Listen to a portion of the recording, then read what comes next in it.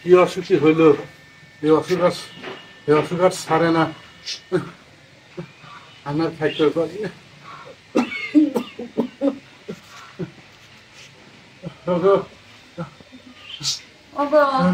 খাবে না, ভাত বারে খুঁজতেছি। আমার আর পেটের মধ্যে ভাত যাবে না। অবাক করো, কি হয়েছে তোমার? পানি আনবো? কি হয়েছে? বুকের মধ্যে কেমন যেন লাগতেছে। বড় সাওয়ালটা কোন দিক গেল? বাইজিৎ। হয়, ডাক দে। একটু বাইজিৎ ডাক দাও। ওগো এবারটা বাইজিৎ, বাইজিৎ বাড়িতে নাই, বাজার মো হয়ে গেছে নাকি?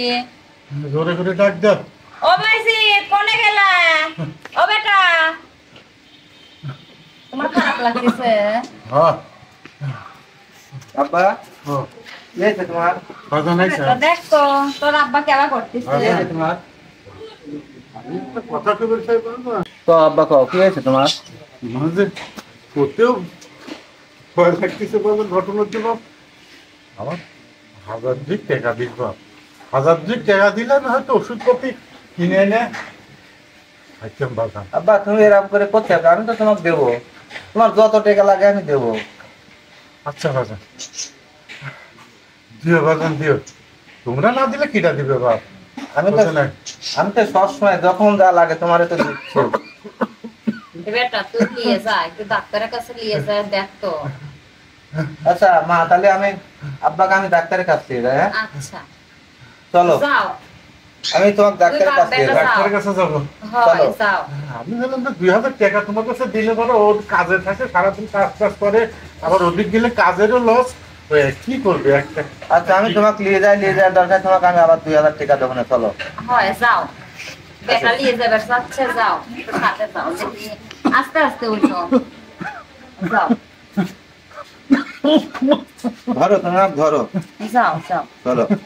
এবারটা ধরে গাড়ি তুলে দিও। হ্যাঁ মা, মা, মা গো, মা এবারটা আইসা কই? এই ওষুধগুলি আব্বাকে এখনই খাওয়া দাও তো।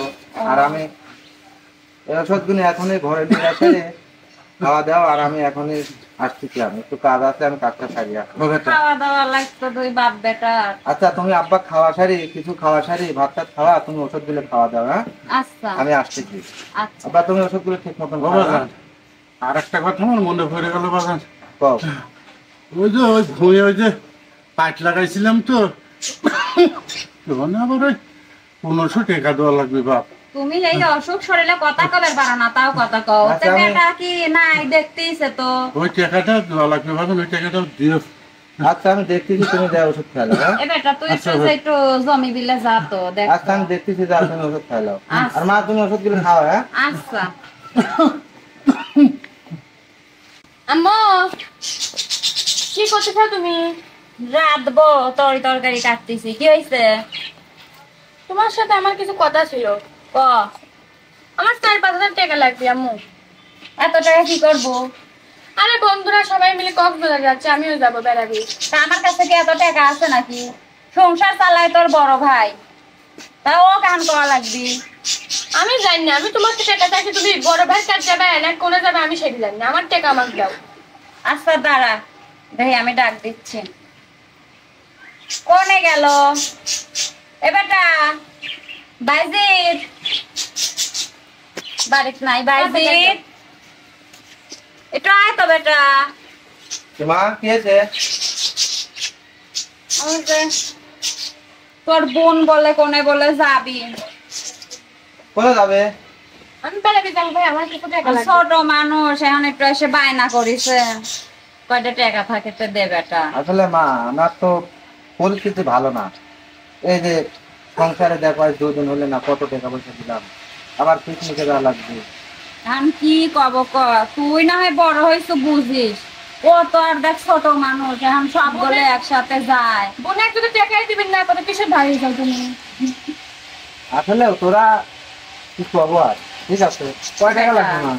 ও চাইছে এখন কত 4-5 হাজার লাগবে। আমি দেখ বেটা দেখ তুই একটু সবসময় কি আবদার করি তোমার কাছ থেকে, একটু চাইলে তোমার নাই চাই করে যায়। হাই আচ্ছা ভাই ঠিক আছে হয়েছে। মা, দিবি নি অবাক করে কওয়া লাগে না, বড় ভাই।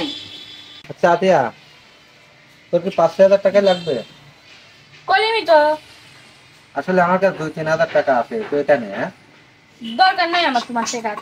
আসলে দেখ আমার সংসারের অবস্থাটা কি, এই যে কালকে বাপে হাসপাতালে নিয়ে যা ওষুধ পানি কিনে আন দিলাম, আবার কামলার টাকা দিলাম, তুই বোঝার চেষ্টা কর একটু। বাপ অসুস্থ আছে, বাপেক দিবে লাই। অবাক করে উত্তেজিত মা, হস না, হ্যাঁ। ভাই তো কইছে দিবি নি। তুমি চুপ করে থাকো মা। তা মা কোথায় দাও, আসলে আতিয়া একটু বস তুই। শোনো ভাইয়া, আমি আর একবার কব, আমি কোনো বুঝবি টুঝবি পারবো লাই, টাকা দিবে কিনা। আচ্ছা ঠিক আছে, আমি তোকে এখন 3,000 টাকা দিচ্ছি, আর আমি দেখতেছি, আমি ব্যবস্থা করতেছি। যাও তাড়াতাড়ি যাও।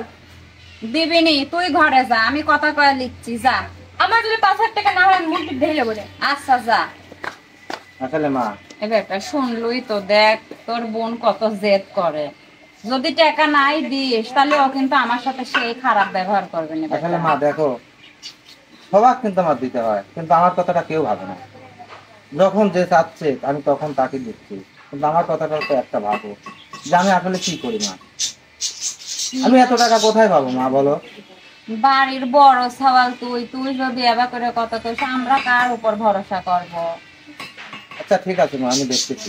কত কষ্ট করে তোর বড় করেছি, এখন আমরা এই বুড়া বুড়ির এই বয়সে তুই আমার একটু দায়িত্ব নেব না? তুই তো এই বাড়ির বড় সওয়াল। এই জন্য তো মা সবাইকে আমি সবকিছুই দিই, কিন্তু দেখো আমার কথাটা কোনো সময় কিন্তু আমি ভাবিনি। মানে শান্তটা একটা জায়গায় দাঁড়ায়, তো তোর উপর থেকে একটু দায়িত্ব কমবি, তুই টেনশন করিস না। আচ্ছা ঠিক আছে মা, তুমি রাধো, আমি টাকার ব্যবস্থা করছি। আচ্ছা বাবা। দোকানদার ভাই 10টা টাকার রুটি দাম তো আমার।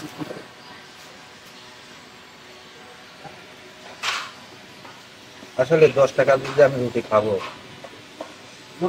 আমি সংসারে বড় ছেলে, এই 10টা টাকা দিয়ে অন্য কিছু হবে না, খাবো না ভাই, রেখে দেন। ভাইয়া শান্ত, কি করছো? এই যে অনেক খারাপ আছে। একটা কথা ছিল তোমার সাথে। ক, কথা কি ভাইয়া, ওই যে তুমি তো জানোই আমার স্কুলে অর্ধবার্ষিক পরীক্ষা। এখন আবার কিসের পরীক্ষা? আরে মাস, বছর শেষ না, অর্ধবার্ষিক, তারপর আবার বার্ষিক। ওই পরীক্ষার ফিস আইছে মাস্টার, তারপরে কোচিং গুলো বাকি আছে। ভালো করে কথাও কয় না মাস্টার আমার সাথে। তোমরা কেমন পড়াইবে নাকি এরকমই করবে? আসলে 1 মাসও হয় নাই, অনেক টাকা পয়সা কিন্তু তুই দিয়েছি। তুমি বোঝো না, কে লেখাপড়া করতে লাগে রে ভাই, তুমি লেখাপড়া করো নাই, তুমি বুঝবে কি এসব? আসলে মানুষও তো লেখাপড়া করে, ঠিক আছে। আমি অত জানি না। ওই পরীক্ষার ফি ধরেছে হচ্ছে 1500 টাকা, আর প্রাইভেট বেতন বাকি আছে 500। এই যে 2000 টাকা আমার কালকে দিনের মধ্যে দেওয়া লাগবে, কোন থেকে দিবে আমি জানি না। আর না দিলে আমি স্কুলে যাবো না, পড়াশোনাও করবো না। আসলে কি শান্ত, দেখ বাবার অসুখ হলে হাসপাতালে দিলাম, ওষুধ কিনে দিলাম, কামলার টাকা দিলাম। আবার তোর ছোট বোন কোনে বেড়াতে যাবি, ডেট ধরে কিন্তু 5,000 টাকা দেবে। এই তোমার থেকে কিছু চাইলেই, টাকা চাইলেই তুমি বারবার খালি এই যে বিভিন্ন অজুহাত দেখো। এই ছোট বোন বেড়ে যাবি, দেওয়া লাগবে না, আব্বার ওষুধ দিবা না, তুমি বড় ভাই দিবা না, তুমি তার বড় ছেলে। তুইও তো বড় হয়েছিস, বড় হয়েছ নাই, লেখাপড়ার মধ্যে তো কিছু করা যায়।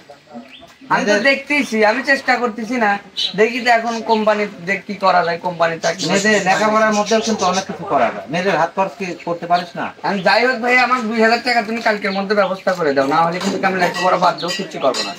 আচ্ছা ঠিক আছে, আমি দেখতেছি। আমি তাহলে গেলাম, তুমি দেখো। আসলে আমি কোথায় যাব? ছোট বোন টাকা দাও, বাপ টাকা দাও, কামলার টাকা দাও, আবার ভাই আসি পরীক্ষার টাকা দাও, এটা দাও সেটা দাও। আসলে আমার নিজের কথাটা কিন্তু কোনো সময় ভাবে কেউ ভাবে না যে আসলে আমি টাকাটা পাই কোথায়, কি কর্ম করি আমি, এত টাকা কোথায় পাই? যখন যে যা চায় আমি তাই দিই। সাধারণ 10টা টাকা আমি রুটি পেটে কি দিই, রুটি খাবো, সেই 10টা টাকা আমি বাঁচালে আসলাম যে সংসারে আমি লাগাবো। আসলে আমি মানুষ না, ঠিক আছে, যাক কি করা যাবে, কষ্টের জীবন। ভাই ফোনটা কাটিয়ে গেছিল, এখন আমার মিনিট শেষ হয়ে গেছে ভাই, বুঝছেন? হ্যাঁ হ্যাঁ, পরে আবার দেখলাম মিনিট, হ্যাঁ হ্যাঁ বিকাশ থেকে নিলাম ভাই। হ্যাঁ হ্যাঁ হ্যাঁ হ্যাঁ রবিউল ভাই, ভাই। আমি তো কিছু কথা বলতে চাচ্ছি। ভাই আপনি একটু পরে ফোন করতেছি আপনি। ভাই ভাই কি কথা, কি আসলে ভাই আপনার কাছে আইছি আমি একটা কাজ। ঠিক আছে। আসলে কি করবো ভাই, মানে বলতেও পারতেছি না, লজ্জাও করতেছে। আরে ভাই টেনশন নাই, কও তো, তুমি কও, সমস্যা নেই। ভাই আমার কিছু টাকা হালাত লাগবে। বাজিত ভাই কি কব কও, তুমি এই 1 সপ্তাহ 2 সপ্তাহ 1-2 দিন পর পর এসে তো টাকা হালাত লাগবে, টাকা হালাত লাগবে, তোমার হিসেব আছে, তুমি কয় টাকা দিচ্ছ? আসলে ভাই সব আমি দিয়ে দেবো, ঠিক আছে, আমাকে কিছু টাকা দিবেন, আমার এই খুব যে প্রয়োজন। তুমি গত সপ্তাহে বলে কি আমার বাপের অসুখ, ভাই 2000 টাকা দেন, দিলাম। আবার তোমার বোনের পিকনিকের লাগে টাকা ফেলে দিলাম। তাহলে এইগুলো যে লেহে তুই এগুলো কি দেওয়া লাগবে না? ভাই দেবো, সব কিছু দিয়ে দেবো, সমস্যা নেই। এরে ভাই আমি একটা কথা কই, তোমার দেওয়ার মন আলাদা আর দেব হচ্ছে আলাদা। মানে একটা আছে মনের ভিতর থেকে কওয়া, আর একটা মুখে কওয়া। মানে তুমি মুখে আমাকে করছো যে ভাই দেব, শেষ। আর মন থেকে একটা কথা আছে দেব। এ ভাই তুমি যদি টাকাই দিতে তাহলে এতদিন হয়ে যেত, তোমার আগে আর টাকা পাবো আমাদের 6 মাস হয়ে গেছে, ওই টাকা তুমি দিচ্ছও না, তোমাকে আবার নতুন করে 2বার টাকা হালাত দিলাম, আবার তুমি এসে আমার কাছ থেকে হালাত নেওয়ার লাগে না? রবিউল ভাই সত্যি আমি দিয়ে দেবো, একটা 15 দিনের মধ্যে দিয়ে দেবো। এ ভাই শোনো ভাই, কথা হচ্ছে কি আমার ব্যবসা বাণিজ্য একদমই নর্মাল, বাজার একবারেই নর্মাল, আমি বিক্রি করতে পারি নাই মাল সামানা, পাট দেওয়া গোডাউনে যা দেওয়া, পাটের দাম একবারেই নাই। আর এই সময় এসে তুমি এই টাকার কথা করছো ভাই, আমি পারবো না ভাই, তোমার যা দিছি তুমি দাও বা না দাও ওরা আমার কোনো আফসোস নাই, আজকে তোমার টাকা দিতে পারবো না। ভাই কিছু টাকা দেন আমার। ভাই তুমি আমার বাংলা কথা বোঝো না। ভাই দেখেন আমি আপনার হাত ধরছি ভাই, কিছু টাকা আমাকে দেন আল্লাহ ভাই। ভাই দেখ, দায় মুক্ত করে আমাকে দায় ফেলাইস নে, আমি তো বাংলা কথা বলে দিচ্ছি, পারবো না। তুমি আর এক জায়গায় যাওয়ার চেষ্টা করো না, তুমি আগের টাকাই শোধ করো নাই, তোমাকে এখন টাকা দিই আমি না, আমি অত পাগল হয়েছি নাকি? তাহলে চলে যাবো ভাই। ভাই কিছু করার নাই ভাই, আমিও বুঝতেছি তাই, কিন্তু আমার কিচ্ছু করার নাই। আচ্ছা ঠিক আছে, তাহলে আর এক জায়গায় দেখি আমি। যাও আর এক জায়গায় যেতে হবে না। কি এত টাকা পাবো, আবার আইসে টাকা হাওলাত নেওয়ার লাগে, এই একটা কথা নাকি? মানুষের বিবেকও তো থাকা উচিত। এই যে দেশ গ্রামের যে অবস্থা পোলা বান্ধব নষ্ট হয়ে গেল। নষ্ট তো হবি, বুঝছে? আমার ওই যে আমার করছি কে ওই যে তোমার ফ্যামিলির ওই মুড়ো, হ্যাঁ হ্যাঁ হ্যাঁ, আমি দিন রাত 24 ঘন্টা দেখি যে ওখানে ওই পোলাপান আড্ডা। পোলা বান আড্ডা দেয়। কে তুমিও তো এমন তোমার ভাই। মিস্ত্রি করে একটু কত কি দাইলো উস্তাদ, কি হয়েছে রে? আমি তো আসলাম আপনার কাছে। কি জন্য? ব্যাপার কি? ভাই আসলে কি করবো, আমার তো কিছু টাকা পয়সা লাগবে ভাই। টাকা? তুই কি আমার টাকা পাবো? না ভাই আমি একটু বিপদের মধ্যে আছে, আমার পরে থেকে আল্লাহ। হাওলাত হ্যাঁ। উস্তাদ হ্যাঁ? কতি না কতি আমি আর কি করবো, জঞ্জাল এসে হাজির। আমি কি কে রে ভাইজি? তোকে আমি টাকা দেবো।